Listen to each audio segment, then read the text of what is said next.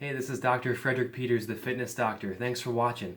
Today's episode is my personal 10-step plan to boost your metabolism in as little as 1 week. So what is metabolism? What does that word mean? Well, basically, you ingest food, your body breaks that down and uses it for energy. That is metabolism. However, as we age, that process slows, and it's due to a loss in muscle mass. We actually lose 5% muscle mass per decade after the age of 40, so that's pretty rough. Muscle burns more fat than any other kind of mass.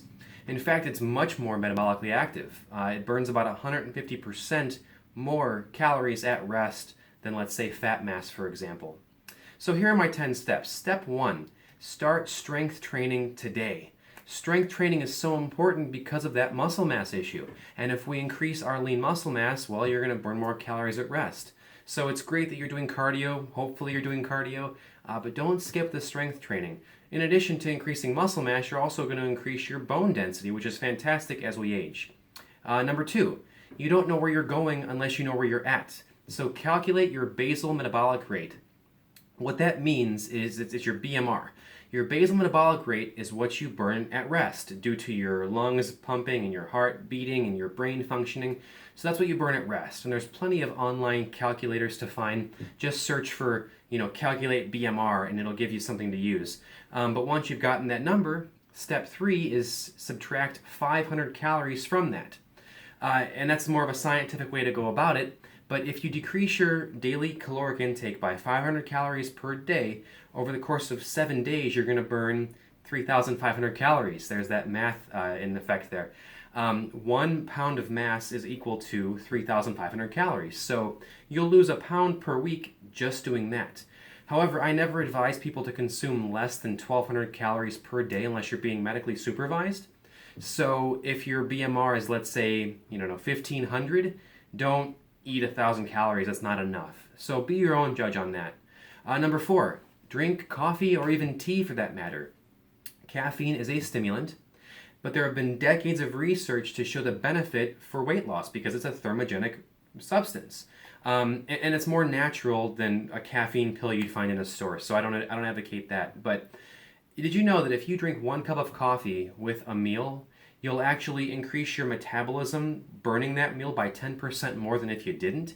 That's kind of a fun fact. So caffeine does have a place for weight loss. I don't advocate to drink that or take caffeine after like 1 p.m. because it has a half-life of 4 to 6 hours and it might keep you up at night.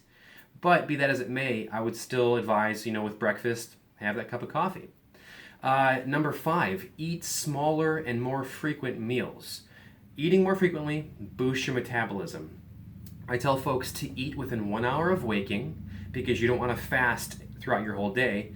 And then eat every 3 to 4 hours after waking. So if you eat at, let's say, 7 a.m., then at 10, let's say, 1, 4, and 7. That's your day of meals.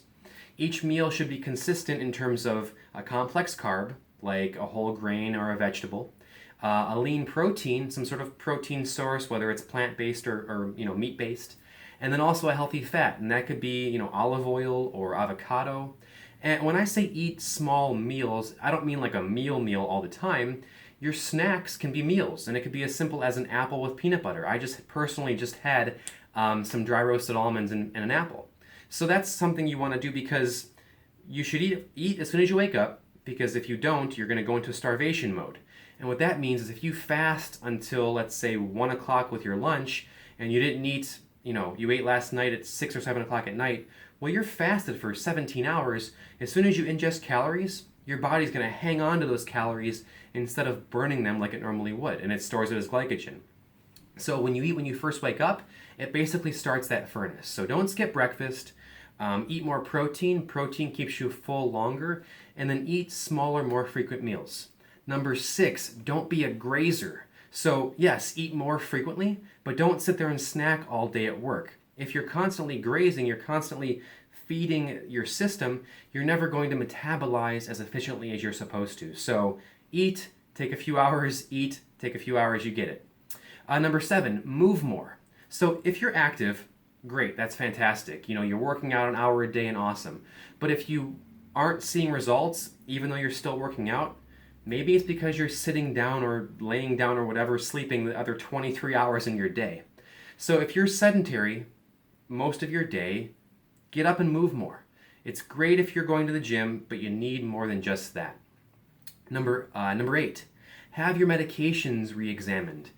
It's important to be a proactive, person and a patient and so forth. And if you're taking medications, make sure that they're accurate. Make sure your doctor is staying on top of that. There are a lot of medications with the side effects of, weight gain and dizziness and fatigue and, death. You can have a whole host of issues just with the medications themselves. Now, don't stop taking your medications by any means. Don't say I did that. But at the same time, make sure you're diligent in terms of what you're taking and making sure it's the accurate dose. Number 9, don't drink your calories. You want to be able to get the biggest bang for your buck in terms of caloric consumption. So avoid those sugary drinks, even those alcoholic beverages. 5 ounces of red wine, for as healthy as red wine can be, is 125 calories. And 5 ounces is like that. The alcohol recommendation from the research that I've talked about before is 4 to 6 ounces per day. But even a glass of wine in a restaurant might be upwards of 10 ounces. And that's, 250 calories. That's a big chunk if you're trying to cut 500 calories per day. So don't drink your calories. And the last one, number 10, I've said it before, breakfast like a king, lunch like a queen, dinner like a pauper. Your meals, if they get progressively smaller throughout your day, is better because you're going to be more active in the early part of your day most likely. You're not going to go eat a big meal and then work out, at 8 p.m. at night, right? So eat smaller meals progressively and don't eat after 7 p.m. And that's kind of a good trick because the average person, let's say, has breakfast at 7 a.m. Well, if you don't eat after 7 p.m., well, there's your fasted state. You just fasted for 12 hours. And intermittent fasting is a big fad right now, and I personally am not a big proponent of it because you fast while you're sleeping, but you're still burning while you're sleeping. Even though your heart rate decreases and so forth, you're still burning while you're sleeping. So that's my 10 tips for today, my 10 steps to boosting your metabolism, and within 1 week you could see drastic changes. Let me know how this video works for you. I want feedback. I want more engagement. I'd like to keep doing this, but I want to hear some more feedback. So that's today's video, and thanks for watching.